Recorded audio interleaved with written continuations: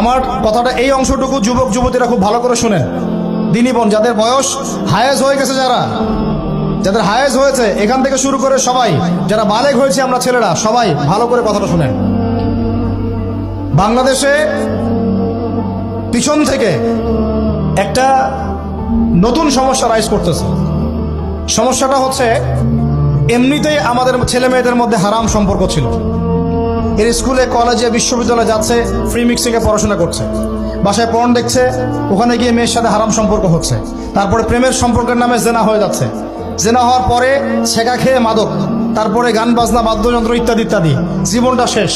এদিকে ওই ব্যভিচারী মেয়েরা কারো কারো ঘরে যাচ্ছে, দাঁড়ান আমাকে বলতে দেন, ব্যভিচারী মেয়েরা কারো কারো ঘরে যাচ্ছে, ওদেরকে নিয়ে আপনারা আবার সংসার করতেছে। এই হচ্ছে না সিচুয়েশন? একজনের 5টা গার্লফ্রেন্ড, একজনের 4টা গার্লফ্রেন্ড, আরেকজনের 3টা বয়ফ্রেন্ড, 4টা বয়ফ্রেন্ড, এই ধাপগুলো পার হয়ে এরা